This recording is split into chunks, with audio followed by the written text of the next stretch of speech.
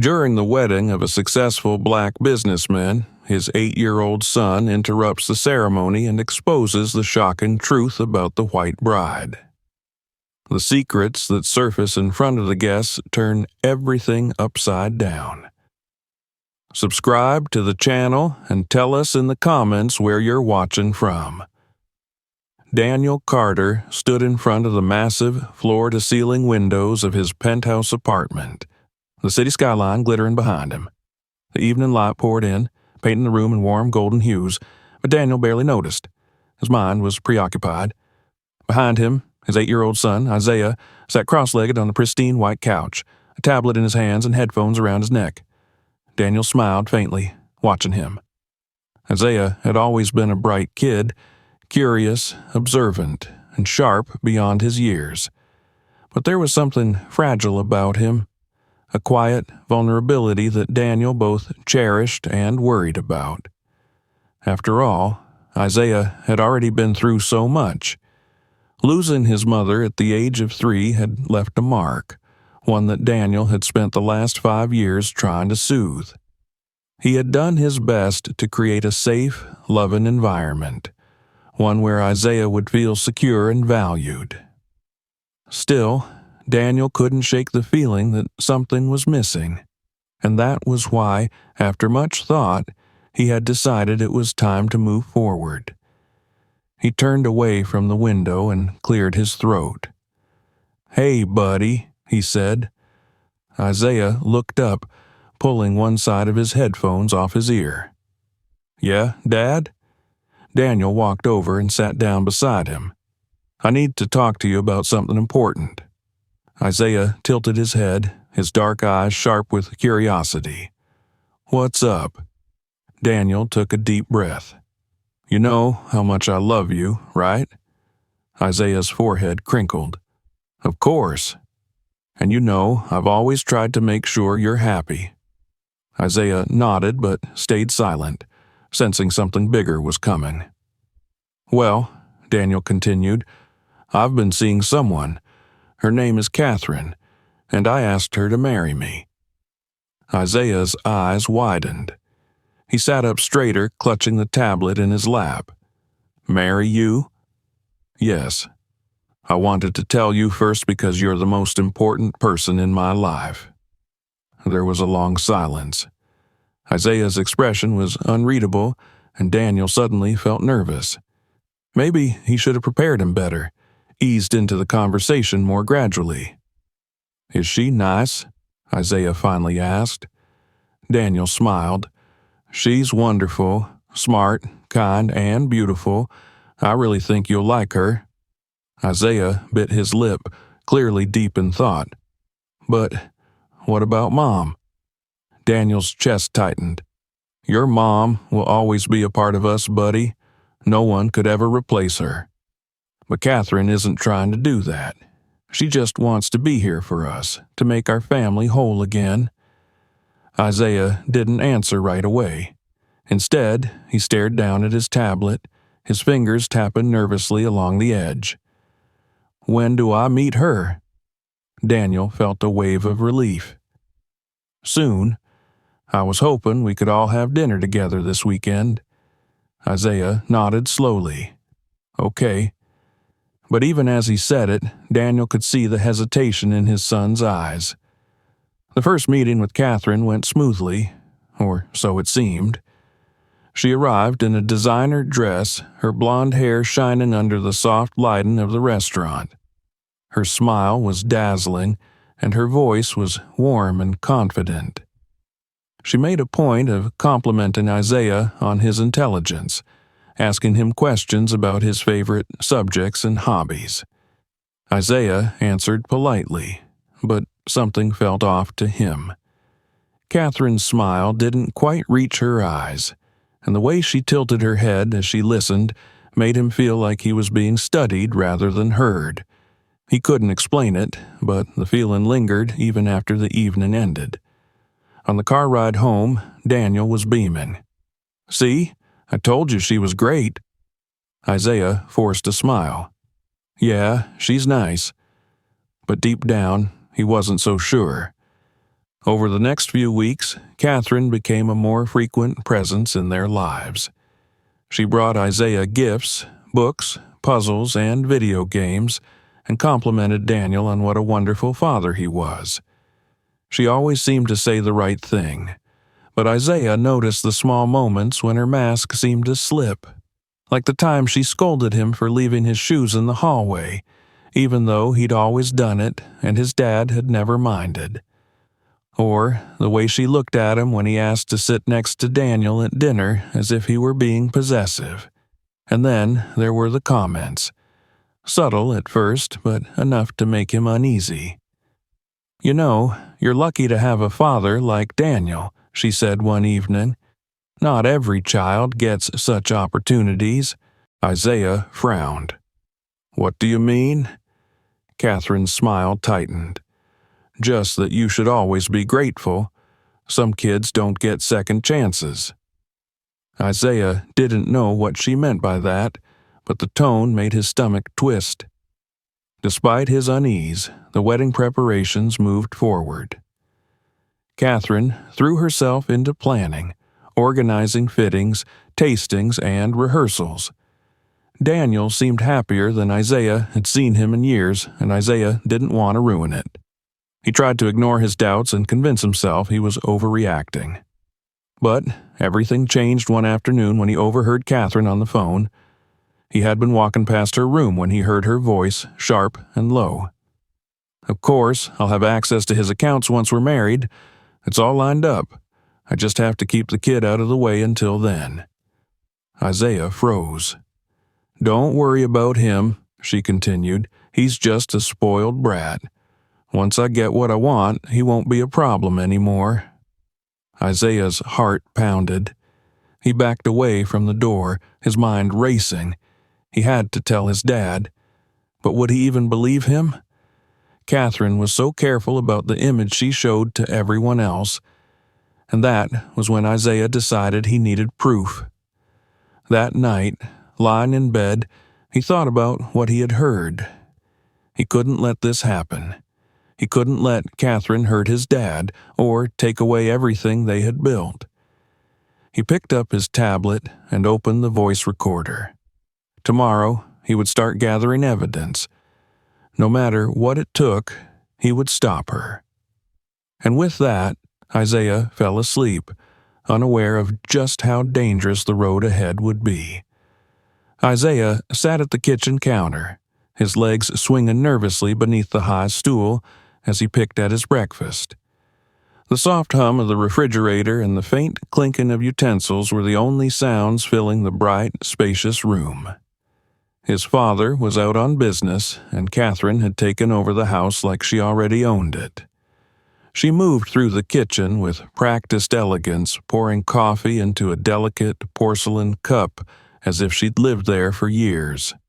But Isaiah couldn't stop noticing the little things, the way her eyes skimmed past him without really seeing him, the slight downturn of her lips whenever he spoke. "Eat your eggs, Isaiah," Catherine said, not even looking up from her phone. Isaiah's fork froze halfway to his mouth. "I'm not that hungry." Her eyes flicked up then, sharp and quick. "I didn't ask if you were hungry. I said eat." The words were calm, but there was an edge to them that made Isaiah's stomach twist. He wanted to say something back, but he didn't. Instead, he forced himself to take another bite, feeling her gaze linger on him for a moment before she returned to scrolling through her messages.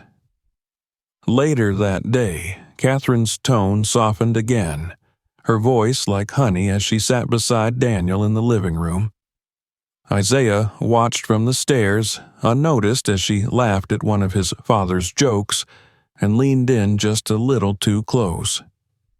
"She's trying too hard," Isaiah muttered under his breath, but no one could hear him. Catherine was perfect when his dad was around, supportive, charming, and warm.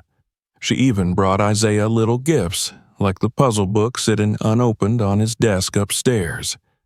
But when they were alone, the warmth disappeared, leaving only icy smiles and sharp words. Isaiah was starting to see the cracks in her perfect mask, but he didn't know how to make his dad see them too. The breaking point came one afternoon when Catherine took Isaiah to a fancy boutique downtown. She called it a bonding trip, though Isaiah doubted she really wanted to bond with him. As they walked past rows of sleek mannequins and glass display cases, Catherine kept a tight grip on his hand, her nails digging into his skin whenever he slowed down. "You need to stand up straight," she hissed when he tripped slightly on the edge of the carpet. "You're representin' your father." Isaiah swallowed hard, his heart pounding. He wanted to pull away, but her grip tightened. At the checkout counter, Catherine spoke to the clerk with a sweet, polished tone. But as soon as they stepped outside, she turned to Isaiah with a look that made his chest tighten. "You embarrassed me in there," she said. "Do you know how many people were watching? How many people will be talking about this tomorrow?" Isaiah felt his cheeks burn. "I didn't mean to. I don't care what you meant." Her voice dropped to a harsh whisper. "Your father might let you get away with acting like a brat, but I won't." Isaiah stared at her, stunned. She didn't even try to cover her anger this time. The ride home was silent, but Isaiah's mind was racing. He knew now, without a doubt, that Catherine wasn't who she pretended to be. But when he tried to talk to his dad that evening, Daniel brushed it off. "She's just under a lot of stress, buddy," he said. "Planning a wedding isn't easy. But, Dad, she's doing her best to include you, and I need you to meet her halfway. Can you do that for me?" Isaiah's chest tightened. His dad wasn't listening. He didn't see what Isaiah saw, and that's when Isaiah decided he couldn't just tell his dad the truth. He had to show him. Isaiah's first chance came a few days later. He was walking past Catherine's study when he heard her voice, sharp and impatient. "I told you already. It's all lined up," she said. "The prenup will hold until the assets are transferred. After that, he won't be able to touch them. The kid, he'll be out of the way soon enough." Isaiah froze. "No, he doesn't suspect anything. He's just a child." Isaiah's hands clenched into fists. He pulled out his phone and hit record, holding it close to the crack in the door as Catherine continued to talk. "This isn't going to fall apart. You worry too much. Once I have what I want, I'll make sure he never causes problems again." Isaiah's heart pounded in his chest. He didn't understand everything she was saying, but he understood enough. He pressed stop on the recording and ran upstairs, shoving the phone into his pocket. His hands were shaking, but he felt a flicker of hope. He had proof now. The next day, Isaiah followed Catherine outside, pretending to play on his phone while she met with a man in a suit near the gate. He was too far away to hear what they were saying, but he took pictures. Her angry gestures, the man's briefcase, the way she kept glancing over her shoulder. When she caught him watching, her expression turned icy. "What do you think you're doing?" "Nothing," Isaiah said quickly. She stalked toward him, her heels clicking sharply on the pavement. "Stay out of my business," she hissed, "or you'll regret it." Isaiah didn't answer. He turned and ran back inside, but her words followed him, heavy and threatening. That night, Isaiah lay awake in bed, listening to the faint sounds of Catherine and his father talking downstairs. He wanted to march down there and tell his dad everything, but he knew it wouldn't work. Not yet. He needed more evidence, something undeniable. So, he spent the next few days collecting it.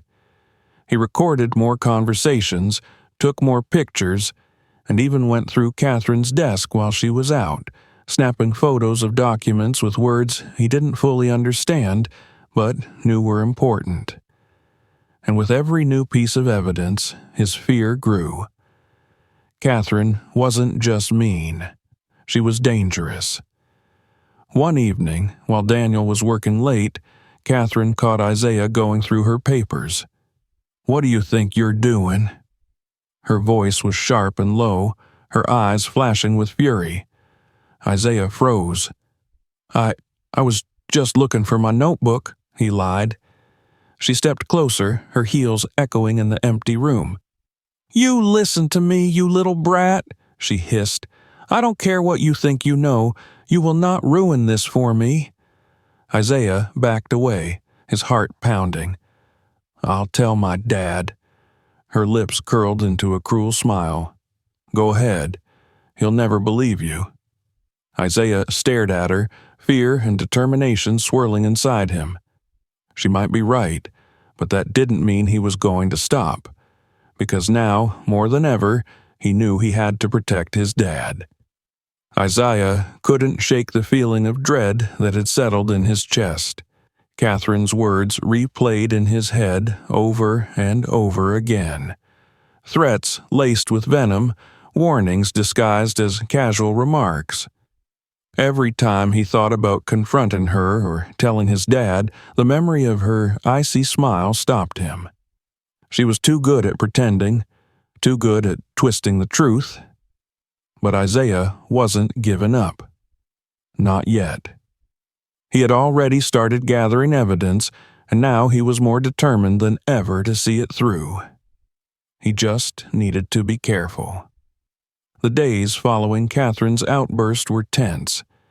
She avoided him most of the time, but when they crossed paths, her smiles were sharper, her words more clipped. Isaiah could tell she was watching him, waiting for him to slip up. One afternoon, Isaiah waited until Catherine left the house for her dress fitting. He knew she'd be gone for at least 2 hours, more than enough time to dig through the papers she kept in her office. He crept downstairs, his heart pounding, and slipped into the room. The office was immaculate. The polished desk gleamed under the light from the chandelier, and framed photos of Catherine and Daniel lined the shelves. But Isaiah wasn't fooled by the perfect setup. He headed straight for the drawers, pulling them open one by one. Most of them were filled with harmless paperwork, receipts, bills, and invitations to charity events. But the bottom drawer was locked. Isaiah gritted his teeth. He had seen Catherine use the key before, slipping it back into her purse after locking up. He'd have to move fast. Racing upstairs, he grabbed her purse from the foyer table and rummaged through it. The key was tucked inside a small zippered pocket. His hands shook as he pulled it out and ran back to the office. The lock clicked open, and Isaiah held his breath as he pulled out the files. The first folder made his stomach drop.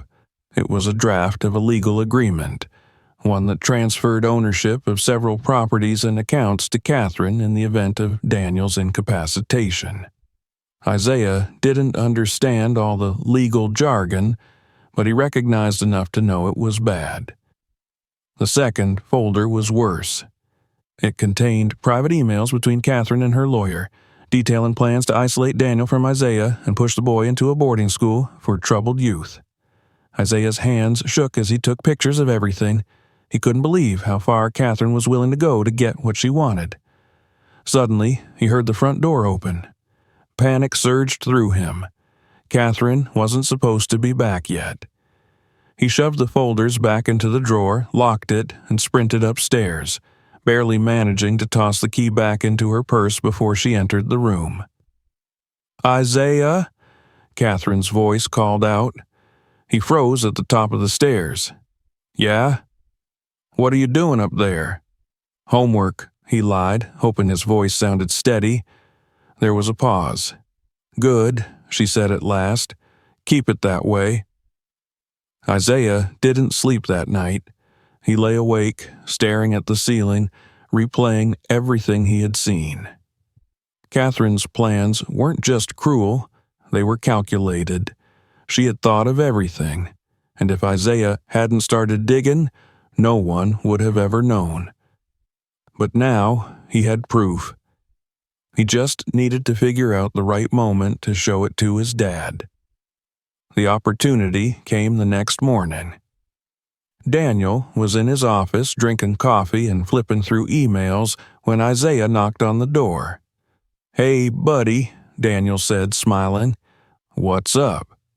Isaiah hesitated. The words caught in his throat. He wanted to spill everything, to show the pictures, play the recordings, and make his dad see the truth. But then Catherine appeared in the doorway, her eyes narrowing as she looked at him. "Breakfast is ready," she said sweetly, but the look she gave Isaiah was anything but kind. Isaiah swallowed hard and backed away. "Never mind," he mumbled, hating himself for losing his nerve. Over the next few days, Catherine tightened her grip. She started checking Isaiah's room while he was at school, rearranging his things and moving his tablet just enough to let him know she had been there. She began making snide comments in front of his father, planting seeds of doubt about Isaiah's behavior. "Maybe he's acting out because he's afraid of change," she said one night at dinner. "Kids can be so unpredictable, especially ones who have been spoiled." Daniel frowned. "Isaiah's not spoiled." "I'm just saying," Catherine replied, sipping her wine. "He might need firmer boundaries. Children need structure." Isaiah clenched his fists under the table. She was trying to turn his dad against him, and it was starting to work.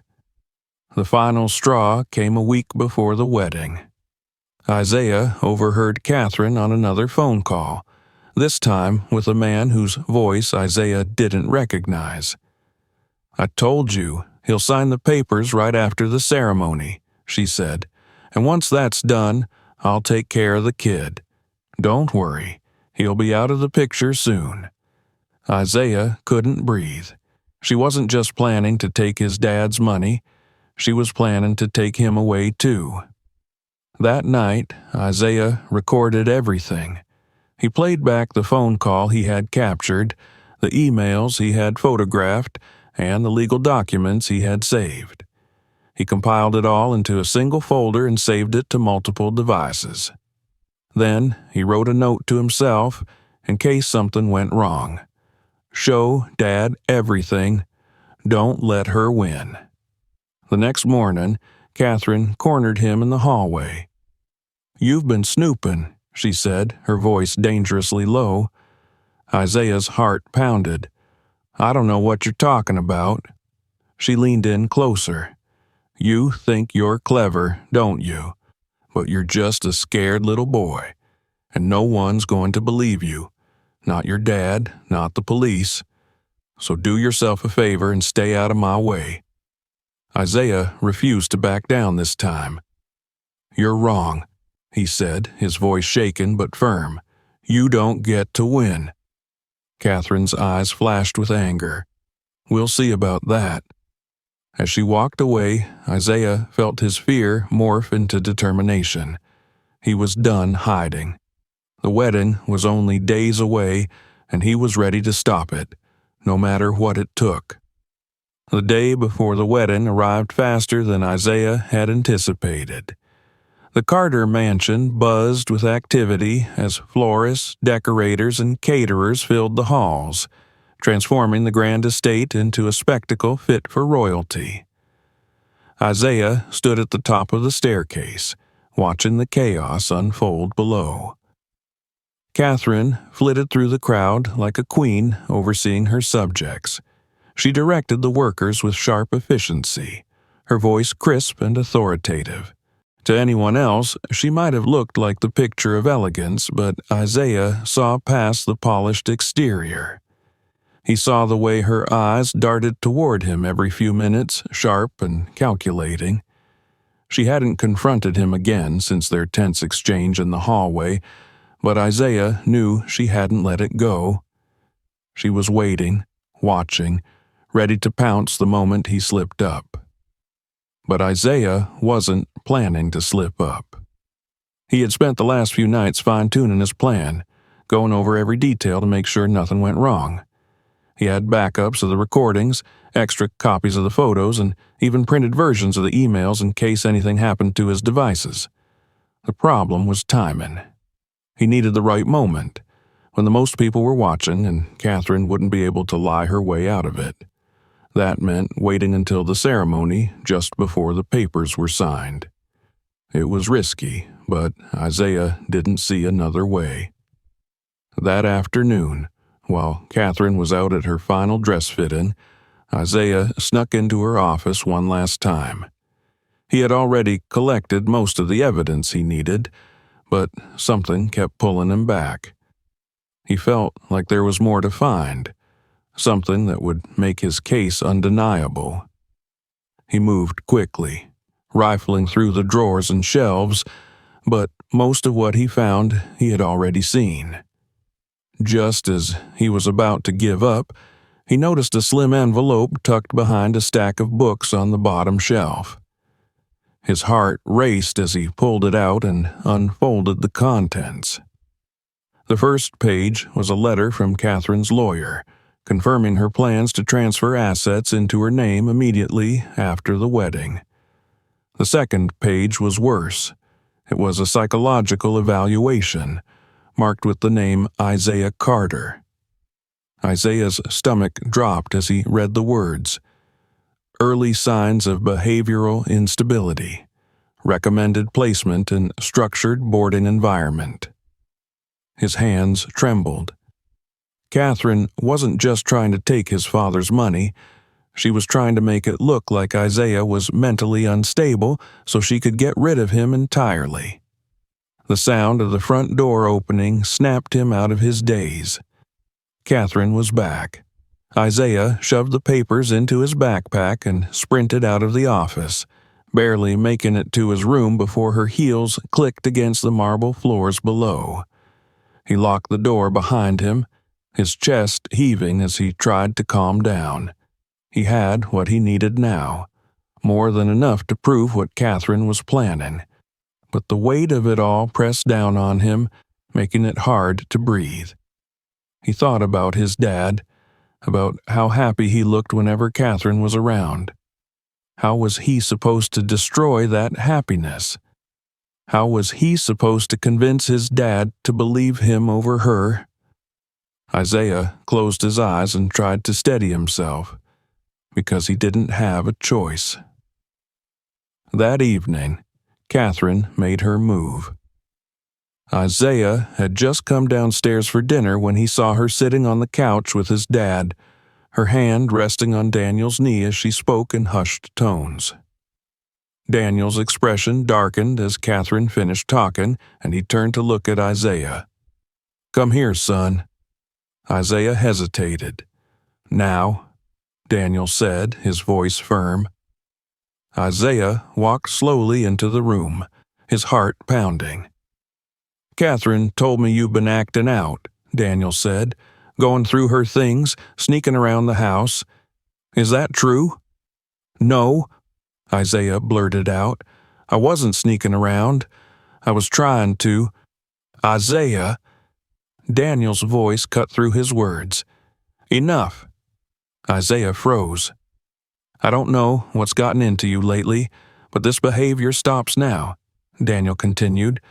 "Catherine has been nothing but kind to you, and you need to start showing her some respect." Isaiah's mouth went dry. "But, Dad—" "No more excuses," Daniel snapped. "I mean it, Isaiah. Tomorrow is an important day, and I need you to be on your best behavior." Catherine sat back, her expression calm and composed, but Isaiah saw the flicker of triumph in her eyes. He wanted to scream. Later that night, Isaiah lay in bed, staring at the ceiling. The walls of his room felt like they were closing in, and for the first time, doubt crept into his mind. What if Catherine was right? What if no one believed him? But then he thought about the documents in his backpack, the recordings, the photos.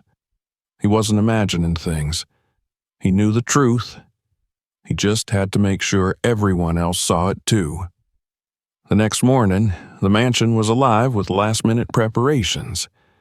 Guests began to arrive, dressed in designer suits and elegant gowns. The air buzzed with excitement and the clinking of champagne glasses. Isaiah stayed out of sight, watching from the shadows as Catherine greeted the guests with her practiced smile. She looked flawless, poised and radiant in her wedding dress, her every movement calculated. But Isaiah knew what lay beneath the surface. His dad looked happy, but there was a nervous energy about him, like he was trying too hard to pretend everything was perfect. Isaiah felt a pang of guilt. He hated what he was about to do, but he knew it was the only way. As the guests began to take their seats for the ceremony, Isaiah slipped into the back of the room, his backpack slung over his shoulder. He spotted his dad standing near the altar, talking to the officiant, and took a deep breath. This was it. He just had to wait for the right moment. Catherine entered the room to a wave of whispers and applause. She smiled demurely, her eyes sparkling as she walked down the aisle. Daniel's face lit up when he saw her, and for a moment, Isaiah felt his resolve waver. But then he remembered the papers in his bag, the recordings, the lies, and he knew he couldn't let her win. The officiant began speaking, his voice echoing through the hall. Catherine stood beside Daniel, her hand resting lightly on his arm as they exchanged vows. Isaiah's palms were sweaty. He reached into his backpack and pulled out his phone, ready to play the recordings. Just as the officiant opened the folder with the marriage license, Isaiah stood up. "Stop!" The room fell silent. All eyes turned to him. Catherine's expression faltered for the briefest moment before she recovered. "Isaiah, honey, what's wrong?" "Don't sign it, Dad." Isaiah's voice trembled, but he didn't back down. "She's lying to you." Gasps rippled through the crowd. Daniel's eyes widened. "Isaiah, what are you talking about?" Isaiah stepped forward, holding up his phone. "I have proof," he said, his voice steadier now. "Proof that she's been lying this whole time." Catherine's smile disappeared. "Isaiah, that's enough," Daniel said, his voice sharp. But Isaiah didn't stop. He hit play, and Catherine's voice filled the room. "Once I have what I want, I'll make sure he never causes problems again."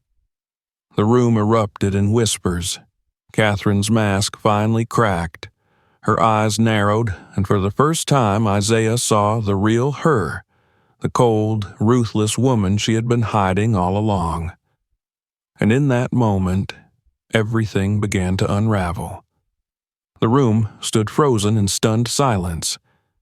Isaiah's voice still echoed in the vast hall, bouncing off the polished marble floors and crystal chandeliers. Every eye was locked on him, but Isaiah didn't flinch. He tightened his grip on the phone, his palms slick with sweat, and stared straight at his father. "Dad, please," Isaiah pleaded, his voice trembling but determined. "Don't sign anything. She's lying to you." Daniel stood by the altar, his face pale and eyes wide with disbelief. Catherine, still clutching his arm, turned sharply toward Isaiah, her carefully composed mask beginning to crack. Her lips pressed into a thin line and her eyes darkened, but she forced a smile. "Isaiah," she said sweetly, though there was venom beneath her voice. "Honey, I know this is scary for you. Big changes can be hard, but we've talked about this. Your father and I love each other and—" "No," Isaiah interrupted, his voice louder this time. He stepped forward, his small frame trembling but resolute. "You don't love him. You only love his money." Gasps rippled through the crowd. Some of the guests exchanged nervous glances. Others leaned in, eager to hear what would happen next. Daniel took a hesitant step toward Isaiah. "What are you talking about?" His voice was calm, but there was an edge of panic beneath it. Isaiah swallowed hard. "I have proof," he said, holding up his phone. "I recorded her. She's been planning this the whole time. She just wants your money, Dad, and she wants to get rid of me." Daniel's face contorted in confusion. "What?" Before Isaiah could hit play, Catherine sprang into action. She dropped Daniel's arm and strode toward Isaiah, her heels clicking like gunshots in the silence. "That's enough, Isaiah," she snapped, her voice cold now, the sweetness completely gone. "This childish outburst has gone far enough. I don't know what you think you're doing, but you're embarrassing your father and yourself." Isaiah took a step back, but he didn't lower the phone. "I'm not lying," he said, his voice shaking. "Just listen." He pressed the play button. Catherine's voice filled the hall, sharp and unmistakable. "Once I have what I want, I'll make sure he never causes problems again." Murmurs erupted among the guests. Daniel's face went pale, and his hands clenched into fists at his sides. "What is this?" he demanded, looking at Catherine. Catherine's expression hardened. "It's nothing," she snapped. "That's not real. It's edited. He's just a kid. He doesn't know what he's doing." Isaiah didn't stop. He played the next recording, the one where Catherine talked about the prenup and isolating Isaiah. "The kid? He'll be out of the way soon enough." The whispers in the crowd grew louder. Daniel staggered back a step, his gaze darting between Catherine and Isaiah. "Catherine," he said, his voice low and shaken, "tell me this isn't true." "It's not," Catherine shrieked, losing the last trace of composure. "He's lying. He's always been jealous of me, jealous of what we have." Isaiah dug into his backpack and pulled out the printed emails and documents. "Look," he said, stepping forward, "I found these in her office. She's been planning this all along." Catherine's eyes darted toward the papers, and for a moment, panic flashed across her face. But then her lips twisted into a sneer. "You little brat," she hissed under her breath, low enough that only Isaiah could hear. Daniel took the papers from Isaiah's hands, his fingers trembling as he flipped through them. With each page, his expression darkened. Finally, he looked up, his face hard and unreadable. "Catherine," he said, his voice low and dangerous, "what the hell is this?" She opened her mouth, but no words came out. The guests leaned in, waiting for her to speak, but instead she let out a sharp laugh, cold and bitter. "You know what this is, Daniel," she spat, stepping away from him. "Don't act so surprised. You really thought I wanted you for anything other than your money? Look at you, an old man with too much power and too much trust." The crowd gasped again, louder this time. Someone whispered, "Oh my God," and another person pulled out their phone to start recording. Daniel's eyes narrowed. "I trusted you." "Well, that was your first mistake," Catherine snapped. Her voice was rising now and her face twisted with fury. "You think you're better than everyone else? That just because you have money you can buy love and respect? You're pathetic. And your son, your little spoiled brat, he's no better." Isaiah flinched at her words, but he refused to back down. He stood his ground, staring her down even as tears burned at the corners of his eyes. Daniel turned to one of the security guards near the back of the hall. "Call the police." "No!" Catherine screamed. She grabbed one of the glasses from the table and hurled it at the floor, shattering it into a spray of glass and water. "You can't do this to me. You don't get to do this to me." Two security guards stepped forward, but Catherine spun toward Daniel, pointing a trembling finger at him. "You think you're untouchable? You're nothing without your money. Nothing." "Get her out of here," Daniel said quietly.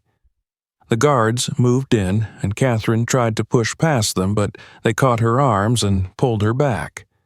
"You'll regret this, Daniel," she screamed as they dragged her toward the exit. "You'll regret this." The doors slammed shut behind her, and the room fell silent. Daniel turned to Isaiah, his expression heavy with regret. "Isaiah," he said softly. Isaiah's chest heaved, and he wiped at his eyes. "I told you," he whispered. Daniel knelt down and pulled him into a tight hug. "I'm so sorry, buddy. I should have listened to you." Isaiah clung to him, the weight of the past few weeks finally crashing down. The guests began to shuffle out, murmuring amongst themselves, but Isaiah barely noticed. For the first time in weeks, he felt safe. But even as he held on to his dad, a small voice in the back of his mind whispered that this wasn't over yet. Catherine might be gone, but the damage she had caused lingered, and Isaiah couldn't help but wonder if this was only the beginning of something far darker. The hall was eerily quiet after Catherine's screams faded into the distance. The shattered glass still glistened on the polished floor, reflecting the golden light of the chandeliers. Guests shuffled nervously, whispering in hushed tones as security escorted Catherine out of the building. The weight of what had just transpired hung heavily in the air, suffocating and thick. Isaiah stood next to his father, his small frame trembling despite his attempts to stay strong. Daniel's arm was draped protectively over his shoulders, but Isaiah could feel the tension in his father's grip. Neither of them spoke. Daniel's eyes were fixed on the documents Isaiah had handed him earlier. His fingers tightened around the papers as if they might crumble under the pressure. Isaiah couldn't tell if his father was more angry or heartbroken, or both. The officiant cleared his throat nervously, stepping forward. "Mr. Carter, perhaps we should—" Daniel cut him off with a raised hand. "Not now." His voice was sharp, but it wavered slightly.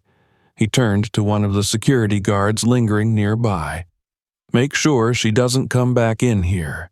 Call the police and have them meet us at the house." Isaiah's stomach dropped at the mention of the house. The idea of going back there, of walking into the same rooms where Catherine had whispered her lies and hatched her plans, made his skin crawl. "Dad, can we just—" Daniel squeezed his shoulder. "We'll talk about it at home," he said softly. "Let's go." The drive home was silent. Daniel kept his eyes on the road, his jaw clenched so tightly that the muscles twitched.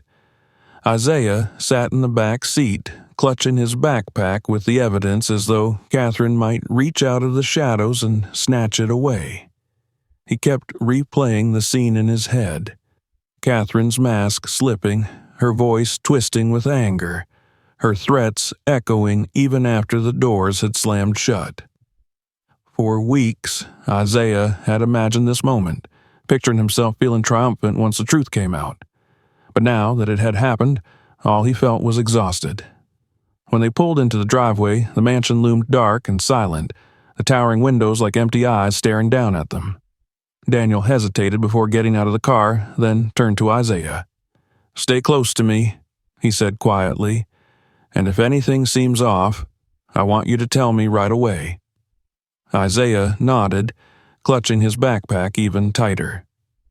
The inside of the house felt colder than usual. Catherine's perfume still lingered faintly in the air, and the flowers she had arranged for the wedding sat wilting on the dining room table. Isaiah's stomach twisted at the sight. Daniel locked the front door behind them, then pulled out his phone and dialed. "Frank?" "Yeah, it's me. I need you to come to the house as soon as possible, and bring someone from the firm." Isaiah recognized the name. Frank was his father's lawyer. Hearing Daniel's voice so steady and businesslike gave him a small measure of comfort, but it didn't erase the gnawing fear that something was still wrong. While Daniel paced the room, talking to Frank about restraining orders and pressing charges, Isaiah wandered toward Catherine's office. The door was slightly ajar, and the sight sent a chill through him. It was as if she were still there, sitting behind the desk with that cold, calculating smile. He stepped inside, his heart pounding. The desk was cleared off, but Isaiah could still picture the stacks of papers and folders he had dug through. Suddenly, he noticed something on the desk, a small black notebook. Isaiah's breath caught. It hadn't been there before. He approached slowly, reaching out to pick it up. The first page was blank, but as he flipped through, his stomach dropped. It wasn't just notes. It was a diary. Catherine's diary. The entries were short, but chilling. "He's too trusting. I can work with that. The boy's a problem. Needs to be handled before he ruins everything. If Daniel doesn't sign, there are other ways." Isaiah's hands shook as he turned the pages. The entries grew darker, more paranoid. "He's watching me. The boy knows too much. I should have gotten rid of him when I had the chance." Isaiah slammed the book shut, his heart pounding so hard he thought it might burst. He turned and bolted out of the office, nearly colliding with his father. "Isaiah! What?" "Look." Isaiah thrust the notebook at him, his words tumbling out in a rush. "She left this. She was writing about us, about hurting us." Daniel took the book and flipped through it, his face growing darker with every page. When he finally looked up, his expression was unreadable. "Go upstairs and lock your door," he said. "Now." Isaiah hesitated. "But now, Isaiah." The sharpness in his father's voice made Isaiah jump. He turned and ran upstairs, slamming his bedroom door behind him and locking it. Hours passed. Isaiah sat on his bed, staring at the door, listening for any sounds from downstairs. He tried to distract himself by playing games on his tablet, but his hands were too shaky to hold it steady. Finally, there was a knock at the door. "It's me," Daniel said. Isaiah opened the door and his father stepped inside, his face lined with exhaustion. "She's gone," Daniel said, sitting down on the edge of the bed. "The police took her into custody." Isaiah let out a breath he hadn't realized he'd been holding. "Is it over?" Daniel hesitated, then shook his head. "Not yet. She's facing charges, but people like her, they don't give up easily." Isaiah swallowed hard. "What do we do now?" Daniel reached out and took his hand. "We stick together, and we don't let our guard down." That night, Isaiah lay awake, staring at the ceiling. The house was quiet, but it didn't feel safe. He couldn't stop thinking about Catherine's diary, the way she had written about him, like he was an obstacle to be removed. He thought about her last words at the wedding. "You'll regret this." Isaiah knew it wasn't an empty threat. Sleep didn't come easily, and when it finally did, it brought nightmares, of Catherine's voice echoing through the halls, of shadows moving through the house, and of eyes watching him from the darkness. When he woke the next morning, drenched in sweat, he knew the nightmare wasn't over. The morning after Catherine's arrest, the Carter mansion felt like a hollow shell. The once bustling house, which had been alive with wedding preparations just a day earlier, was now eerily quiet. The scent of flowers and perfume still lingered, but the decorations had already begun to come down. The silence was unsettling, and Isaiah found himself flinching at every creak of the floorboards. He sat at the kitchen table, poking at a plate of untouched pancakes. Across from him, Daniel scrolled through his phone. his brow furrowed. His father hadn't said much since the police took Catherine away, and the tension between them felt like a wall neither of them knew how to climb. "Are you going to eat that?" Daniel finally asked, breaking the silence. Isaiah shook his head. "I'm not hungry." Daniel sighed, pushing his phone aside. He looked exhausted, like he hadn't slept at all. "I know this has been a lot," he said, "too much, and I haven't been handling it well." Isaiah glanced up but didn't say anything. Daniel ran a hand through his hair, his eyes filled with guilt. "You tried to warn me, and I didn't listen. I let her get too close. To me, to you, and I'm so sorry." The apology caught Isaiah off guard. He had been bracing for another lecture or some attempt to downplay what had happened. But hearing his father admit fault made the knot in his chest loosen, just a little. "I didn't know what else to do," Isaiah said quietly. "You were so happy, and I didn't want to ruin it, but I knew she wasn't who she said she was." Daniel reached across the table, resting his hand over Isaiah's. "You saved us. I need you to know that. If it wasn't for you—" He trailed off, shaking his head. "I don't even want to think about it."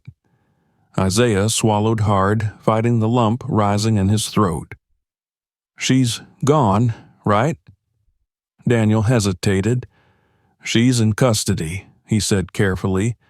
"But there's going to be a lot of legal stuff to deal with. She's already hired a lawyer." Isaiah's stomach sank. "What does that mean?" "It means she's not done fighting," Daniel admitted. "But neither are we." Later that day, reporters showed up at the gate. The story had spread fast. Billionaire Daniel Carter's wedding turned into a public scandal when the bride-to-be was exposed as a manipulative con artist. Cameras flashed outside the mansion as reporters shouted questions through the iron fence. Daniel ordered security to keep them back, but their presence only made Isaiah feel more trapped. He stayed away from the windows, but he could still hear their voices drifting inside. "Mr. Carter, is it true Catherine planned to steal your fortune? Do you think she was acting alone? Is your son safe?" Isaiah flinched at that last question. He didn't feel safe, not really. Frank, Daniel's lawyer, arrived that afternoon carrying a briefcase and wearing a grim expression. He and Daniel disappeared into the study, leaving Isaiah to sit alone in the living room. He tried to distract himself with a video game, but his mind kept drifting back to Catherine's voice. The threats, the lies, the hatred in her eyes. He had seen her mask slip, but what scared him most was how easily she had fooled everyone else. When Daniel and Frank finally emerged, their conversation was serious. "She's denying everything," Frank said. "Her lawyer is claiming the recordings were doctored and that Isaiah planted evidence out of jealousy. They're trying to spin this as a family dispute instead of fraud." Daniel's face darkened. She admitted everything in front of a room full of people. "They're saying she had an emotional breakdown," Frank replied, "that you humiliated her in public and caused her to lash out. It's weak, but it might be enough to drag this out in court." Isaiah's heart sank. "What does that mean for us?" Frank crouched down so he was at eye level with Isaiah. "It means we're going to need every piece of evidence you collected. Everything you recorded, every document you found, it's all going to matter." Isaiah nodded, but the weight of responsibility pressed down on him. He thought catching Catherine would be the end of it, but now it felt like the fight was only just beginning. Over the next few days, the house turned into a war room. Daniel met with lawyers, accountants, and private investigators. Isaiah helped as much as he could, organizing files and rewatching the recordings to make sure they hadn't missed anything. But even as they built their case, Isaiah couldn't shake the feeling that something was wrong. He caught glimpses of shadows outside the windows, flashes of movement that disappeared when he looked closer. Phone calls came in the middle of the night, only for the caller to hang up as soon as someone answered. And one morning, Isaiah found a single red rose left on the front porch. Catherine might have been locked up, but Isaiah felt her presence everywhere. One evening, after another long day of meetings, Daniel sat down beside Isaiah on the couch. "You okay, buddy?" Isaiah shrugged. "I don't know. It just feels like it's not over." Daniel nodded slowly. "I feel it too, but we're not going to let her win." Isaiah looked up at his dad, searching his face for reassurance. "What if she tries to come back?" Daniel's jaw tightened. "Then we'll be ready." The next morning, the phone rang. Daniel answered, his expression shifting from calm to tense within seconds. "What do you mean she made bail?" Isaiah froze. Daniel's voice grew louder. "How could they let her out, after everything we showed them?" He hung up and turned to Isaiah. "She's out." Isaiah's stomach flipped. "What do we do now?" Daniel took a deep breath. "We stick to the plan. Security's already been increased, and I'm having cameras installed around the property. She's not going to get near us." Isaiah nodded, but the fear wouldn't go away, because no matter how many locks they added or cameras they installed, he knew Catherine wasn't finished with them yet. That night, Isaiah sat in bed, staring at the shadows dancing across the walls. He kept the lights on, but it didn't make him feel any safer. Every creak, every rustle of wind sounded like footsteps. He reached under his pillow and pulled out his phone, scrolling through the recordings again. He didn't know why. He just needed to remind himself that he wasn't crazy, that all of this was real. As he played the final recording, the one where Catherine had threatened to handle him, Isaiah felt a chill run down his spine, and then he noticed something. In the background of the recording, faint but clear, was a sound he hadn't noticed before, a door opening. Isaiah's blood ran cold. He hadn't heard it when he recorded it, but now it was unmistakable. Someone else had been there that night. And suddenly, Isaiah realized Catherine might not have been working alone. Isaiah sat at the dining room table, his legs swinging nervously under the chair. The house was quieter than it had been in weeks, but the silence didn't feel peaceful. It felt heavy, like the calm before another storm. Across from him, Daniel scrolled through emails on his tablet, his face tense and tired. The news of Catherine's release on bail had shaken them both, and though the security guards outside gave some sense of safety, Isaiah couldn't shake the feeling that she was still watching. The diary Isaiah had found sat on the table between them, its dark leather cover looking more ominous now than ever. Daniel had read every word, and though he didn't say it out loud, Isaiah knew it scared him too. "She's out there," Isaiah said quietly. Daniel set the tablet down and rubbed his temples. "I know." "What if she comes back?" "She won't," Daniel said, but the way his voice wavered told Isaiah that even he wasn't sure. "And if she does, we'll be ready." Isaiah didn't find much comfort in those words, but he nodded anyway. The days passed slowly. Security cameras were installed around the house, and a guard was stationed at the gate 24/7. Daniel's lawyers worked tirelessly, building the case against Catherine, but the process dragged on. Isaiah threw himself into schoolwork, but he couldn't concentrate. He kept thinking about the voice on the recording, the faint sound of a door opening in the background. Someone else had been there that night, but who? One evening, while Daniel was out meeting with the lawyers, Isaiah decided to search Catherine's office again. He hadn't been in there since the night he found her diary, but something told him there was more to uncover. The office was exactly as they'd left it, tidy, sterile, and cold. Isaiah sat down at the desk and opened the drawers, rifling through the folders one more time. Most of it was paperwork he'd already seen, but at the very back of the bottom drawer he found something new. It was a receipt for a storage unit rental.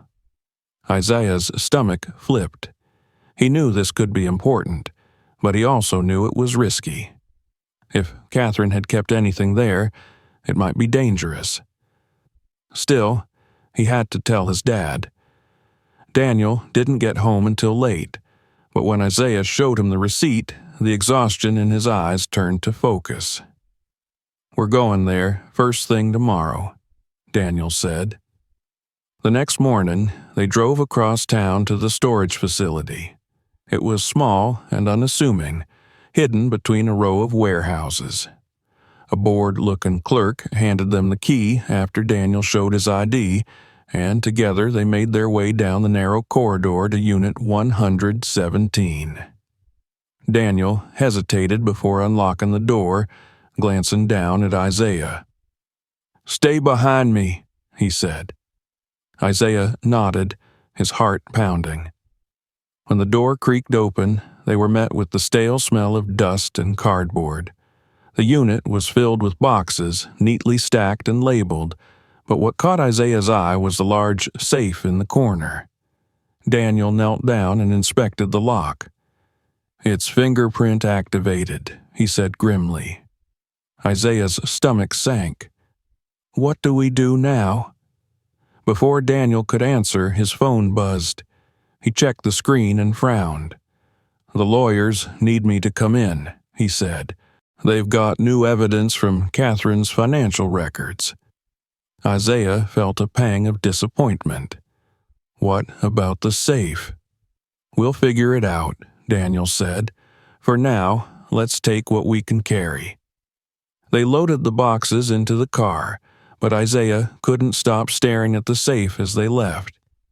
He had a sinking feeling that whatever was inside could change everything. Later that night, Isaiah lay in bed, staring at the ceiling. He couldn't sleep. His mind kept going back to the storage unit, to the safe, to Catherine's voice on the recording. Finally, he couldn't take it anymore.